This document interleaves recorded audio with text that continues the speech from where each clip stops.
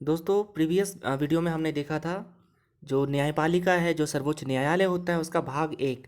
और इस वीडियो में हम सर्वोच्च न्यायालय से संबंधित जो बाकी के फैक्ट बच गए हैं, जैसे कि उसके क्षेत्राधिकार क्या होते हैं, शक्तियाँ क्या होती हैं, ठीक है, किन किन विवादों को सिर्फ सुप्रीम कोर्ट देख सकता है, जो बाकी चीज़ें जो बच गई थी वो हम इस वीडियो में कवर करेंगे। जो लोग ये वीडियो पहली बार देख रहे हैं, आप लोगों से रिक्वेस्ट है कि पहले वाली वीडियो भी ज़रूर देखें। सर्वोच्च न्यायालय भाग वन, पार्ट वन, ठीक है। ये भाग दो है, तो चलो स्टार्ट कर लेते हैं वीडियो को। दोस्तों ये सब हम देख चुके हैं, कल के क्लास में न्यायपालिका देख चुके हैं, ठीक है। सर्वोच्च न्यायालय देखा था, इसका इतिहास वगैरह सब कुछ देख लिया था। न्यायाधीशों की संख्या कैसे कैसे बढ़ी है, सब ने हमने देखा था, ठीक है। और आर्टिकल 1 to 4 भी देखा था, ठीक है ना। 1 to 4 में क्या है, सुप्रीम कोर्ट का वर्णन है। और 214 में क्या है, हाई कोर्ट का वर्णन है। तो ये सब भी चीज़ें हम देख चुके हैं, ठीक है। अभी कितने न्यायाधीश हैं अपने यहाँ, 33 न्यायाधीश हैं। मैक्सिमम कितने हो सकते हैं, 34 हो सकते हैं, ठीक है। योग्यता हमने देख ली थी, योग्यता हमने देख ली थी सुप्रीम कोर्ट के जो जज बनने के लिए, ठीक है ना। या तो 5 साल जज रहा हो हाई कोर्ट्स में, या 10 साल एडवोकेट रहा हो हाई कोर्ट में, ठीक है ना। जज रहा हो तो 5 साल, और एडवोकेट मतलब वकालत किया हो तो 10 साल हाई कोर्ट में, ठीक है। ये है एलिजिबिलिटी सुप्रीम कोर्ट का, या उच्चतम या सर्वोच्च न्यायालय का जज बनने के लिए। ये सब चीज़ें हमने देखा था। कार्यकाल देखा था 65 वर्ष। रिक्तता हमने देखी थी, ये सब चीज़ें हमने देख लिया था, ठीक है।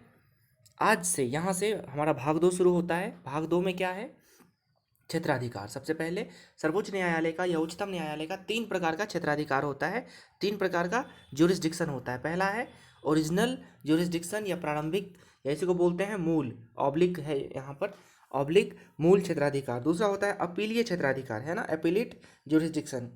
और थर्ड होता है सलाहकारी क्षेत्राधिकार, मतलब एडवाइजरी ज्यूरिसडिक्शन। तो एक एक करके हम देखते हैं तीनों को, ठीक है। तो प्रारंभिक या मूल क्षेत्राधिकार का क्या मतलब होता है, ये मतलब सबसे अहम होता है, इनके क्षेत्राधिकार में सबसे अहम होता है, ठीक है। अब देखो इसका नाम ही है ओरिजिनल, है ना, मूल या फिर प्रारंभिक क्षेत्राधिकार। तो ये बहुत ही मतलब इम्पोर्टेंट हो जाता है। क्यों हो जाता है, क्योंकि इसके अंतर्गत ऐसे मामले आते हैं जिसकी सुनवाई करने का अधिकार किसी भी हाई कोर्ट्स या फिर जो सब ऑर्डिनेट्स कोर्ट्स होते हैं उसको नहीं है। जिला न्यायालय, सत्र न्यायालय या उच्च न्यायालय राज्यों के, इनको बिल्कुल भी अधिकार नहीं है। तो मूल क्षेत्राधिकार के तहत वो सभी मामले आते हैं जिसकी ऊपर, जिसकी सुनवाई करने का अधिकार केवल और केवल किसको है, केवल और केवल किसको है, सुप्रीम कोर्ट को है, ठीक है ना, सर्वोच्च न्यायालय को है। तो ऐसे सभी मामले मूल क्षेत्राधिकार के अंतर्गत आएंगे जिनकी सुनवाई केवल और केवल सुप्रीम कोर्ट में ही हो सकती है, बाकी भारत के किसी भी न्यायालय में नहीं हो सकती, ठीक है। अब जब ऐसे मामले आते हैं तो यहाँ पर सुप्रीम कोर्ट क्या करता है, एक संघीय न्यायालय की तरह अपना डिसीजन देता है, ठीक है ना। एक फेडरल कोर्ट की तरह अपना डिसीजन देता है, सब कुछ से परे होकर एक फेडरल कोर्ट की तरह ये अपना निर्णय देता है। तो देख लेते हैं कौन कौन से मामले हैं जिसकी सुनवाई केवल कहाँ हो सकती है, सुप्रीम कोर्ट में। तो पहला है संघ, संघ का मतलब यूनियन, संघ वर्सेज राज्यों के बीच, है ना। कोई ऐसा मुकदमा है जिसमें केंद्र आ गया है, centre and state, centre versus state का कोई मामला हो, ठीक है ना। तो इसकी सुनवाई कौन करेगा, केवल और केवल सुप्रीम कोर्ट, ठीक है। अब दूसरा मामला क्या हो सकता है, सेंटर प्लस स्टेट, मतलब एक तरफ एक पक्षकार कौन है, सेंटर है और स्टेट है, और दूसरा पक्षकार कौन है, स्टेट, ठीक है। तो केंद्र और कोई एक पार्टिकुलर राज्य सरकार को मिलाकर एक पार्टी बनता है, वर्सेस बनाम दूसरा एक अलग से केंद्र सरकार हो, ठीक है। दूसरा कौन सा हो, अलग से एक केंद्र सरकार हो, ठीक है। तो ये भी इसके अंतर्गत आएगा, ठीक है। देखो दोस्तों क्या होता है, जैसे कि अभी बीजेपी की सरकार है और बहुत सारे राज्यों में मतलब केंद्र में भी बीजेपी है और बहुत सारे राज्यों में भी बीजेपी है, ठीक है। तो किसी पार्टी ने ये कह दिया कि कोई पार्टिकुलर स्टेट और केंद्र, ये दोनों आपस में मिल के कोई एक पार्टिकुलर स्टेट के ऊपर अत्याचार कर रहे हैं, उसका एक्सप्लॉयटेशन कर रहे हैं, जो भी हो, ठीक है। इस तरह का मामला हो तो इसकी सुनवाई करेगा कौन, सुप्रीम कोर्ट। नंबर 3 देख लो, राज्य वर्सेज राज्य, ठीक है ना। कोई ऐसा मामला हो जिसमें एक राज्य बनाम दूसरा राज्य, इन दोनों के बीच में मामला चल रहा हो, कोई ऐसा डिस्प्यूट हो, तो इसकी भी सुनवाई कौन करेंगे, सुप्रीम कोर्ट करेंगे, ठीक है ना। केंद्र का जो राज्यों का जो हाई कोर्ट है वो नहीं करता, ठीक है। उसके बाद देख लो, दो या दो से अधिक राज्य, एक तरफ क्या है, मोर देन वन स्टेट्स, ठीक है, और दूसरी तरफ भी क्या है, मोर देन वन स्टेट्स, ठीक है। तो राज्यों वर्सेज राज्यों, ऐसा कोई मुकदमा हो जिसमें कि 3 4 राज्य एक पक्ष में हो और 3 4 राज्य दूसरे पक्ष में हो, अक्सर नदी विवाद में ऐसा देखा जाता है, तो भी इसकी सुनवाई कौन करेंगे, सुप्रीम कोर्ट, ठीक है। तो इसको बोलते हैं मूल क्षेत्राधिकार। मूल क्षेत्राधिकार का एक ही मतलब होता है ऐसे क्षेत्राधिकार, ऐसे मामले जिसकी सुनवाई केवल और केवल सुप्रीम कोर्ट ही कर सकता है। नंबर 2, अपीलीय क्षेत्राधिकार, एपेलेट ज्यूरिसडिक्शन। क्या इसका है मतलब? Appellate jurisdiction.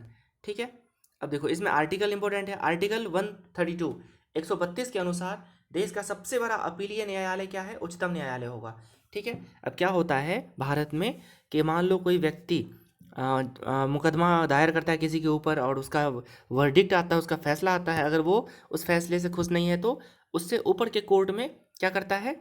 दलील अपील करता है, अपनी दलीलें वहाँ पर पेश करता है। ठीक है, उस वहाँ भी सेटिस्फाई नहीं है तो और ऊपर, ऐसे करते करते हाईएस्ट कौन सा है?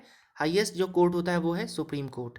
तो ये अंतिम और सबसे बड़ा अपीलीय न्यायालय होता है। अगर सुप्रीम कोर्ट ने किसी भी चीज़ को के ऊपर अपना फैसला दे दिया तो आप उसके खिलाफ कहीं नहीं जा सकते, दोबारा आप सुप्रीम कोर्ट में ही अपील, मतलब जो पीआईएल होता है वो दायर कर सकते हो। तो आप कह सकते हो ये अंतिम क्या है? अपीलीय या सबसे बड़ा अपीलीय न्यायालय होता है कौन? Supreme court. ठीक है, अब दूसरा देखो, ये एक हो गया। नंबर 2, इसे भारत के सभी उच्च न्यायालयों के निर्णय के विरुद्ध अपील सुनने का अधिकार है। ठीक है ना। अब पूरे भारत में, पूरे के पूरे भारत में क्या होता है? मान लो कहीं से भी कोई केस आता है, कहीं से भी कोई केस आ गया, लोग वहाँ के कोर्ट से खुश नहीं है तो सुप्रीम कोर्ट में आ सकते हैं। ठीक है, और सुप्रीम कोर्ट का अधिकार है कि वो उनकी अपील सुने। नंबर 3 देख लो, उच्चतम न्यायालय में तभी अपील की जा सकती है जब मामले में क्या हो? संविधान की व्याख्या और विधि का प्रश्न। संविधान की व्याख्या और विधि का प्रश्न। देखो दोस्तों, ये बहुत इंपॉर्टेंट पॉइंट है। अगर क्या है, मान लो अपील का अधिकार है सुप्रीम कोर्ट में सभी लोगों को, तो लोग इसका मिसयूज ना करें। ठीक है ना, पता चला छोटे छोटे मामले को लेके हम सीधे पहुंच रहे हैं सुप्रीम कोर्ट, तो ऐसे में क्या होगा? ऐसे में उनका बर्डन बढ़ जाएगा, सुप्रीम कोर्ट अच्छे से फंक्शन नहीं कर पाएगी। इसलिए ये बिल्कुल कंपलसरी बना दिया गया है कि सिर्फ वही मामले, सिर्फ उन्हीं मामलों पे आप सुप्रीम कोर्ट में अपील कर सकते हो जिसमें क्या हो? जिसमें संविधान की व्याख्या, ठीक है ना, कॉन्स्टिट्यूशन का एक्सप्लानेशन की ज़रूरत हो या फिर विधि का प्रश्न हो। ठीक है, यही दो बातें हैं। अब देखो, हमारा जो संविधान है देश का, दुनिया का सबसे लॉन्गेस्ट रिटन कॉन्स्टिट्यूशन है, देश का, वर्ल्ड का सबसे लंबा लिखित संविधान है। ठीक है, और बहुत सारे ऐसे क्लाउजेज आपको मिल जाएंगे संविधान में जहाँ पे दो अनुच्छेद या दो प्रावधान एक दूसरे से टकराते रहते हैं। एक में एक बात कही गई है, दूसरे में उसके ऑन द कॉन्ट्ररी बात कही गई है, विपरीत बात कही गई है। ठीक है, तो ऐसे में क्या होता है, कई बार एक्सप्लानेशन करने की ज़रूरत महसूस होती है, तो संविधान की व्याख्या करने का अंतिम अधिकार है सुप्रीम कोर्ट को। ठीक है, तो वही मामले में अपील किया जा सकता है जिसमें संविधान की व्याख्या का प्रश्न हो। नंबर 3, सलाहकारी क्षेत्राधिकार, एडवाइजरी जुरिस्डिक्शन। ठीक है, ये कई बार मैं बता चुका हूँ आप लोगों को, जब मैंने राष्ट्रपति पढ़ाया था उस समय भी इसका जिक्र हुआ था, आर्टिकल 143। ठीक है, इसमें क्या होता है कि लोक महत्व के या सार्वजनिक महत्व के या व्यापक महत्व के किसी भी प्रश्न पर, किसी भी मुद्दे पर जो हमारे राष्ट्रपति जी हैं, ठीक है ना, जो हमारे प्रेसिडेंट महोदय हैं, ये सुप्रीम कोर्ट से, उच्चतम न्यायालय से परामर्श मांग सकते हैं। क्या कर सकते हैं? परामर्श मांग सकते हैं, अनुच्छेद 143 के अनुसार, 143 के अनुसार। लेकिन यहाँ पर सुप्रीम कोर्ट बिल्कुल भी बाध्य नहीं है सलाह देने के लिए। मान लो राष्ट्रपति ने सलाह मांगी, सुप्रीम कोर्ट चाहे तो सलाह दे, चाहे तो ना दे। ठीक है, इसके बाद अगर सुप्रीम कोर्ट ने सलाह दे भी दिया तो जो राष्ट्रपति जी हैं ये भी बाध्य नहीं है, चाहे तो माने चाहे तो ना माने। ठीक है, तो कई बार मैंने आपको याद भी करवाया है 143। ठीक है, मतलब प्यार मोहब्बत वाला शब्द है ये। ठीक है, ये तो प्यार मोहब्बत में ही होता है कि कोई माने या ना माने। ठीक है, तो बस यही है, सुप्रीम कोर्ट सलाह देने के लिए बाध्य नहीं है और प्रेसिडेंट सलाह मानने के लिए बाध्य नहीं है। ठीक है, तो ये इनका क्या है? सलाहकारी क्षेत्राधिकार है, सलाह ले सकते हैं ये। इसके अलावा एक और प्रोविज़न होता है जिसका आज के समय, एज ऑफ टुडे, बहुत ज़्यादा यूज होता है, वो है विशेष इजाज़त से अपील। ठीक है, ये आर्टिकल है 136, अनुच्छेद 136 के अनुसार केवल जो हमारा एएफटी होता है, आर्म्ड फोर्स ट्राइब्यूनल, जो सैन्य न्यायालय होते हैं, इसको छोड़कर, इसके डिसीजंस को छोड़कर जितने भी न्यायालय हैं भारत में, चाहे वो हाई कोर्ट्स हो या फिर अधीनस्थ न्यायालय हो, सभी न्यायालयों के जो डिसीजंस हैं, उसके निर्णय हैं, उसके विरुद्ध उच्चतम न्यायालय में अपील की विशेष इजाज़त प्रदान कर सकता है। मतलब कोई भी व्यक्ति किसी निर्णय के वर्डिक्ट के, देखो मैं बार बार वर्डिक्ट बोल रहा हूँ, ये वर्डिक्ट का मतलब क्या होता है? जो कोर्ट का डिसीजन होता है ना, रिटन में जो फैसला होता है उसको वर्डिक्ट कहते हैं। तो वर्डिक्ट मतलब निर्णय ही है। ठीक है, तो बार बार इसका यूज होता है, वर्डिक्ट मतलब निर्णय। तो किसी भी कोर्ट का जो वर्डिक्ट होता है उसके खिलाफ कोई भी व्यक्ति सुप्रीम कोर्ट में डायरेक्ट भी जा सकता है, इसको बोलते हैं विशेष इजाज़त।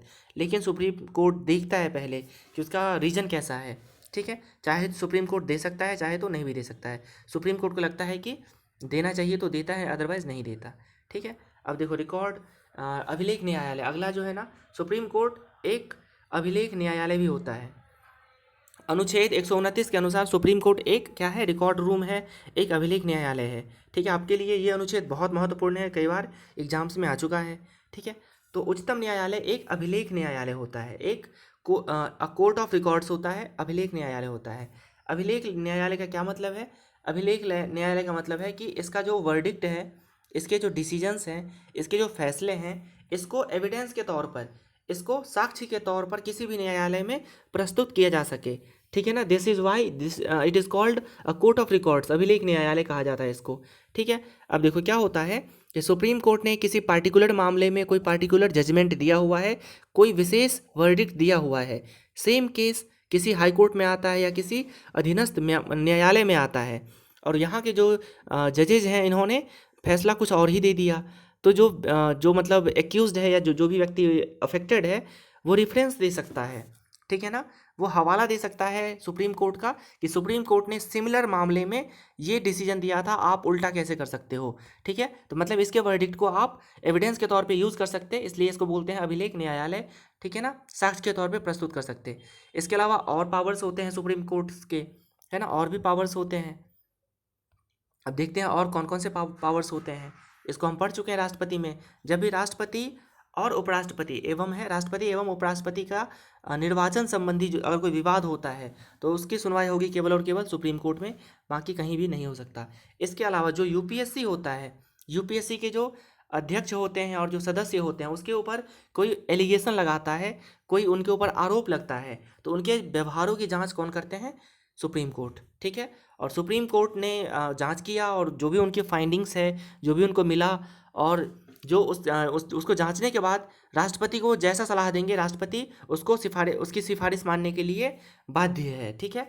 तो यूपीएससी के चेयरमैन एंड मेंबर्स के ऊपर जो भी एलिगेशंस लगते हैं उसकी जांच करेंगे सुप्रीम कोर्ट, और जांच करने के बाद जो भी सिफारिश राष्ट्रपति को देंगे, हटाना है, सस्पेंड करना है या नहीं करना है, राष्ट्रपति को मानना होगा, ठीक है। तो ये भी बहुत महत्वपूर्ण है। नंबर 3, उच्चतम न्यायालय सुप्रीम कोर्ट अपने स्वयं के निर्णय को, मतलब जो पहले पूर्व में दिए गए स्वयं के निर्णय को रिव्यू कर सकता है, उसकी समीक्षा कर सकता है, और अपने अपने डिसीजंस में, वर्डिक्ट में संशोधन भी कर सकता है, ठीक है, सुधार भी कर सकता है। तो ये भी अधिकार है इनके पास। उसके बाद उच्चतम न्यायालय देश का सबसे बड़ा, सबसे हाईएस्ट, सबसे टॉप ऑर्डर का न्यायालय होने के नाते अपने नीचे वाले मतलब हाई कोर्ट्स और जो सबऑर्डिनेट कोर्ट्स होते हैं, अधीनस्थ न्यायालय होते हैं, वहाँ के किसी पार्टिकुलर मामले को अपने पास मंगवा सकता है और उसका निपटारा भी कर सकता है, ठीक है। उसके अलावा उच्चतम न्यायालय संविधान का अंतिम व्याख्या करता है, ठीक है ना। यहाँ पे कर्ता, आप लोग नोट बनाते समय ये वाला कर्ता लिखना, अंतिम व्याख्या करता है, ठीक है ना, अंतिम व्याख्या करता है, ठीक है। मतलब लास्ट एक्सप्लेन करने वाला कौन है? सुप्रीम कोर्ट है ये। उसके बाद सर्वोच्च न्यायालय देश के सभी न्यायालयों पर न्यायिक अधिरक्षण की शक्ति रखता है, मतलब ये गवर्न भी करते हैं, ये क्या करते हैं? गवर्न भी करते हैं। तो दोस्तों ये भाग 2 था हमारा सुप्रीम कोर्ट का, और यहाँ पे ये कंक्लूड होता है। आगे भी वीडियोस आएंगे हाई कोर्ट्स के ऊपर और न्यायपालिका का जो भी अंग बचा हुआ है उसके ऊपर, ठीक है। तो आप लोग इसके नोट्स बनाइए, और आई होप आप लोगों को समझ में आया होगा, बहुत सारे कॉन्सेप्ट क्लियर हुए होंगे इस वीडियो से, ठीक है। तो this is the end of my video. God bless you all. Thank you class.